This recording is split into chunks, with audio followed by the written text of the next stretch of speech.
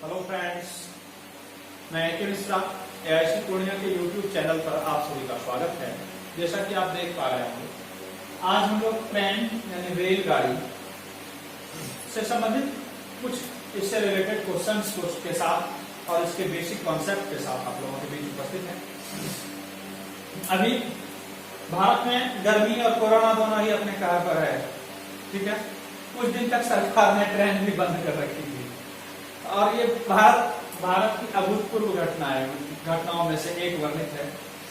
आज तक इतनी तरह की त्रासदियां आई, लेकिन कभी भी भारतीय रेल अपने सेवा से लोगों को वंचित नहीं किया था। लेकिन इस बार की त्रासदियां कुछ बिल्कुल ही विपरीत थी, बिल्कुल ही भिन्न थी और ट्रेन ने अपनी सेवा से लोगों को वंचित कर दिया, ठीक है। जब ट्रेन खुला तो मैंने भी सोचा कि क्यों न ट्रेन चैप्टर ही पढ़ा दिया जाए। तो ट्रेन खुल चुकी है।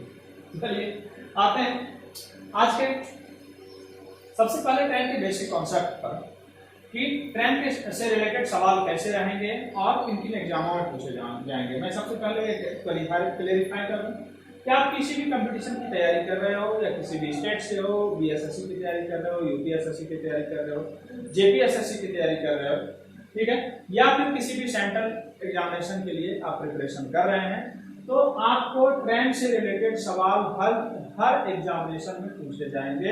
आप वो रेलवे की तैयारी के बच्चे हों या बैंक के लिए डिवोटी हों या एसएससी के लिए डिवोटी हों, हर एग्जामिनेशन में एसएससी जीडी हो, ग्रुप डी हो, सभी एग्जामिनेशन में रेलवे के क्वेश्चन पूछे जाते हैं। जब कोई ट्रेन किसी पेड़, पोल, पाया, खंभा, वृक्ष आदमी, जब कोई ट्रेन किसी पोल को, पेड़ को, पाए को, खंभे को, वृक्ष को या आदमी को पार करती है, आदि को पार करेगी, तो ट्रेन की लंबाई ही दूरी मानी जाती है। यानी ट्रेन का जो भी डिस्टेंस होगा, अगर आप मानते हैं कि ट्रेन दिया हुआ है 100 मीटर, तो ये इक्वल टू डिस्टेंस कहलाएगा, ठीक है।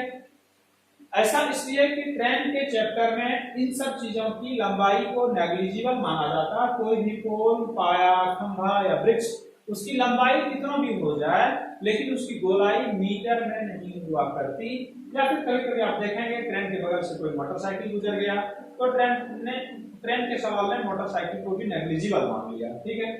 अब आते हैं कॉन्सेप्ट पर। जब दो ट्रेन विपरीत दिशाओं में चलेगी, एक ट्रेन इधर से आ रही हो, एक ट्रेन इधर से आ रही हो, दो ट्रेन विपरीत दिशाओं से चल रही हो, तो स्पीड हमेशा जुटेगा। जब दो ट्रेन सेम डायरेक्शन में चल रही हो, तो स्पीड हमेशा माइनस होगा। दोनों की स्पीड को घटा देते हैं और डिस्टेंस हमेशा जुड़ता है। डिस्टेंस हमेशा जुड़ता है, इस कंफ्यूजन में नहीं रहना है कि डिस्टेंस का क्या होगा। डिस्टेंस हमेशा जोड़ा जाता है। d by t equal to speed, यानी distance by time equal to speed, distance by speed equal to time, speed into distance, speed into time equal to distance, speed into time equal to distance. और 5/18 और 18/5 के बारे में आप लोगों ने सुना होगा, मैट्रिकुलेशन में तो सब इन सब बातों को पढ़ा ही होगा। फिर भी मैं रिकॉल किए दे रहा हूँ कि 5/18 और 18/5 यह एक यूनिट कन्वर्टर है। यह एक यूनिट कन्वर्टर है। ये केवल यूनिट को चेंज करता है। जैसे किलोमीटर पर आवर में 5/18 से अगर गुना कर दें, ठीक है, तो ये मीटर पर सेकंड में बदल जाती है, यानी यूनिट बदल जाता है। और मीटर पर सेकंड को यदि 18/5 से गुना कर दें, तो यह किलोमीटर पर आवर में बदल जाता, तो यह किलोमीटर पर आवर में बदल जाता। अब बात आती है 5/18, 18/5 आया कहां से? किलोमीटर पर आवर को क्या बनाता है? मीटर पर सेकंड, ठीक है। तो किलोमीटर को मीटर में बदलिए तो क्या कहलाएगा? 1000। अब आवर है नीचे, आवर को सेकंड में बदलिए, आवर को सेकंड में बदलिए तो क्या कहलाएगा? 3600। ये 0000, ये 5 और ये 18। अब शायद बच्चों को समझ में आ रहा होगा 5/18 कहां से आया। ये 5/18 यही चीज है, ठीक है। यदि मीटर पर सेकंड को 18/5 से गुना कर देंगे तो किलोमीटर पर आवर में ये चेंज हो जाएगा, ठीक है। इतनी बातों को जानने के बाद एक बात और जान लें, ये एक स्पेशल फार्मूला S1/S2 = P2/T1, ठीक है। ये ऐसे क्वेश्चंस में काम आएंगे, ऐसे क्वेश्चंस में काम आएंगे। ये ट्रिक है दरअसल। जब कोई दो ट्रेन विपरीत दिशाओं से चल रही है, कहीं पर मिलती है, सपोज कोई ट्रेन है जो विपरीत दिशाओं से चली आ रही है, ठीक है, और ऐसे बिंदु पर x बिंदु पर आकर मिलती है। इसके बाद इसे जाने में 9 घंटे लग गए, इसे जाने में 16 घंटे लग गए, ठीक है। और किसी एक ट्रेन का स्पीड दिया गया हो तो आपको डिस्टेंस निकालना हो तो वहां पर ये काम करेगा, या फिर टाइम दिया गया हो, स्पीड निकालना हो तो वहां पर काम करेगा। ऐसे केसेस में इसकी आवश्यकता हमें होगी, ठीक है। और एक बात, इन सब बातों के मद्देनजर मैं एक बात और लिखा दूं कि एक सवाल इस तरह के भी होते हैं जिसमें इसकी आवश्यकता मुझे होगी। ये सब एक खास सूत्र में लिखा रहा हूं, स्पेशल ट्रिक, इसको आप लोग ब्रैकेट में लिख लेंगे, difference bye non stop speed into 60, यानी चालों का अंतर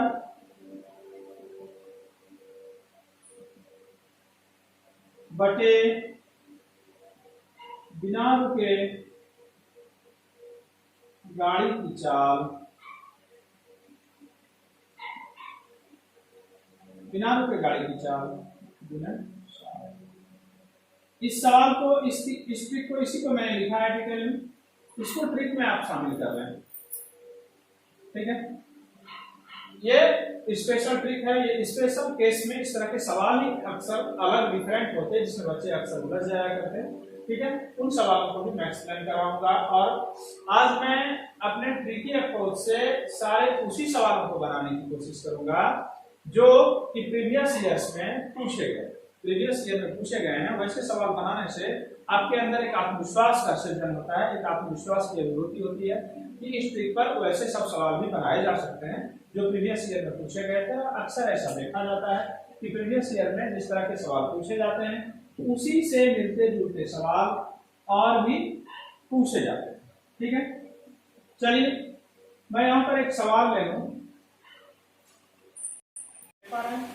एक सवाल मैंने क्वेश्चन उठाया, 260 मीटर लंबी एक ट्रेन 120 मीटर लंबे एक प्लेटफॉर्म दीवार को, 260 मीटर लंबी एक ट्रेन 120 मीटर के लंबे दीवार को 19 सेकंड में पार कर जाती है, 19 सेकंड में पार कर जाती है। तो ट्रेन की 4 किलोमीटर में याद करनी है। मैंने आपको अभी जस्ट फार्मूले में दिखाया कि डिस्टेंस ऑलवेज प्लस होता है, तो 260 प्लस 120 ये कितना दे रहा है मुझे, 380, 60 20 80 380, और 19 सेकंड में पार कर जाती है, 19 से डिवाइड कर दो, ये आपका डिस्टेंस टाइम है। अभी फार्मूले के माध्यम से आपने क्या जाना है, डिस्टेंस अपॉन टाइम, मतलब दूरी बटे समय इक्वल टू 4, ठीक है। तो ये कितना आ गया 20, लेकिन ये डिस्टेंस हमारा मीटर में है, टाइम सेकंड में है, डिस्टेंस हमारा मीटर में है और टाइम सेकंड में है, यानी 20 मीटर पर सेकंड आ गया। लेकिन आपको मांगा किसमें गया है, किलोमीटर पर आवर में। तो यहाँ पर एक यूनिट कन्वर्टर होता, मैंने अभी जस्ट बताया कि मीटर पर सेकंड में अगर 18/5 कर दोगे तो किलोमीटर पर आवर हो जाएगा। तो 5 से 4 बार में गुणा कर दिया, कितना आ गया 72 किलोमीटर पर आवर। इस सवाल का यही आंसर है। मैंने अभी जस्ट आपको एक फार्मूले में आपको बताया था कि डिस्टेंस ऑलवेज प्लस होता है। दोनों डिस्टेंस को मैंने अगर जोड़ दिया तो 260 और 120 380 हो गया, 380 बटे 19 करते हैं तो डिस्टेंस अपॉन टाइम हमें 20 मिलता है, 20 मिलता है। 18/5 से कन्वर्ट इसलिए करना था कि ये किलोमीटर पर आवर मांगा गया था, ठीक है। अब हम चलते हैं दूसरे क्वेश्चन की ओर। जैसा कि आपको मैंने बताया था कि स्पीड अपोजिट डायरेक्शन में, स्पीड अपोजिट डायरेक्शन में प्लस होता है। स्पीड को क्या किया जाता है, अपोजिट डायरेक्शन में जोड़ा जाता है। यहाँ पर आप देख रहे हैं विपरीत दिशा है, तो दोनों ही स्पीड को आप जोड़ दें, ठीक है। दोनों स्पीड 180 और 120 और 80 मिलकर कितना आ जाता है 200, ठीक है। 200 की चाप से कितने देर में पार कर रही है, 9 सेकंड में। लेकिन 200 किसमें है, किलोमीटर पर आवर में है, और 9 किसमें है, सेकंड में है। किलोमीटर पर आवर को मीटर पर सेकंड पहले करना। Speed into time equal to distance हो जाना चाहिए। टोटल डिस्टेंस में एक ट्रेन का ज्ञात है आपको 270, ठीक है, एक ट्रेन का ज्ञात है 270, दूसरे ट्रेन का आपको पता नहीं है, मैंने T2 मान लिया। 18 से ये 2 बार में कट गया, 2 से ये 100 बार में कट गया, तो टोटल डिस्टेंस यहाँ कितना आ गया, 100 गुने 5, 500, 500, 500 में 270 को ही तो घटाना है, 500 में 270 को घटाना है, तो आपको 270 प्लस 30, 300 और 200, 500 यानी 230 प्राप्त होगा। फिर से एक बार सवाल को देख लेंगे। मैंने आपको फार्मूले के माध्यम से अभी जस्ट समझाया है कि स्पीड हमेशा अपोजिट डायरेक्शन में प्लस होता है। अपोजिट डायरेक्शन में स्पीड को मैंने प्लस कर दिया। अपोजिट डायरेक्शन ये हमेशा क्वेश्चन में दिया रहेगा, इसके लिए आपको कहीं कोई परेशानी नहीं बोल लेना है। 120 और 80 किलोमीटर पर आवर को मिला दिया तो 200 किलोमीटर पर आवर आ गया। 200 किलोमीटर को इसलिए चेंज करना पड़ा यूनिट कन्वर्टर लगा करके, टाइम सेकंड में दे दिया है, टाइम सेकंड में दे दिया है। 200 में 5 बटा 18 गुने 9 कर लिया, तो 18 से 2 बार में कट गया, 9 से 2 बार में 18, 2 से 100 बार में, यानी डिस्टेंस 500 आ गया। 500 में दोनों ही ट्रेन इंक्लूड है, इसलिए कि आपने दोनों स्पीड को ले लिया है। तो अपने पहले ट्रेन को मैंने अगर घटा लिया तो उसे T2 की लंबाई मुझे ज्ञात हो जाती है, ठीक है। आप इस सवाल को भी बहुत बेहतर तरीके से समझ पा रहे होंगे। हम लोग आते हैं अब तीसरे क्वेश्चन की ओर। आप यहाँ पर देख रहे हैं बोर्ड पर मैंने एक क्वेश्चन लिख रखा है, ठीक है। ये भी प्रीवियस ईयर रेलवे के कई क्वेश्चन हैं। एक रेलगाड़ी 300 मीटर लंबे प्लेटफॉर्म को 20 सेकंड में तथा खंभे को 10 सेकंड में पार करती है, तो ट्रेन की लंबाई ज्ञात करनी है, ठीक है। इसे मैं बाय प्रोसेस भी बताता हूँ और ट्रिक से भी बताता हूँ। ट्रिक को आपको ट्रिक के कॉन्सेप्ट को समझने का प्रयास करना है, ठीक है। कहता है गाड़ी 300 मीटर लंबे प्लेटफॉर्म को, यानी 300 मीटर का प्लेटफॉर्म तो है, इसके अलावा ट्रेन है, ये कितने देर में पार कर रही है, 20 सेकंड में। ट्रेन जब किसी खंभे, पोल, पाए, वृक्ष आदि को पार करती है तो ट्रेन की लंबाई ही दूरी मानी जाती है, ट्रेन की लंबाई ही दूरी मानी जाती है। ऐसा मैंने आप लोगों को जस्ट अभी पढ़ाया है, जस्ट अभी पढ़ाया है। ट्रेन की लंबाई ही दूरी मानी जाती है, तो ट्रेन खंभे को पार कर रही है तो लंबाई ट्रेन ही हो जाएगी, क्योंकि ट्रेन की लंबाई को मैंने T मान लिया और 10 सेकंड में पार कर जाती है, ठीक है। आप ये देख पा रहे हैं 2 बार में कर दिया। अब मुझे क्या पता चल पा रहा है, अगर मैं क्रॉस मल्टीप्लिकेशन करा दूं तो 300 plus T equal to 2T, 300 ये 2T में T घटेगा करके तो T, तो ट्रेन की लंबाई मुझे 300 मीटर प्राप्त हो गई, जो इस सवाल का आंसर था। ट्रेन की लंबाई मुझे 300 मीटर प्राप्त हो गई, जो इस सवाल का आंसर। अब इसे कॉन्सेप्चुअल कैसे बनाना है उसको देखना है। मैं केवल टाइम के खेल को समझाने का प्रयास कर रहा हूं और मैं आशा करता हूं आप लोग निश्चित तौर पर इसे समझ पाएंगे। टाइम पहले आपको कितना लग पा रहा था, देख पा रहे हैं 20 सेकंड, अब कितना लग पा रहा है 10 सेकंड।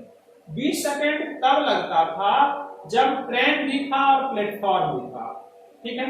ट्रेन भी था और प्लेटफॉर्म भी था तो आपको 20 सेकंड लग रहा था। जब केवल आप ट्रेन पर आ गए तो आपको 10 सेकंड लगने लगा, ठीक है, यानी 20 का जस्ट हाफ, ठीक है। ये 1:2 का रेशियो, यानी 1 यूनिट टाइम अभी अगर लग रहा है तो पहले 2 यूनिट टाइम लग रहा है। अगर अभी 1 यूनिट टाइम लग रहा है तो पहले 2 यूनिट टाइम लग रहा था।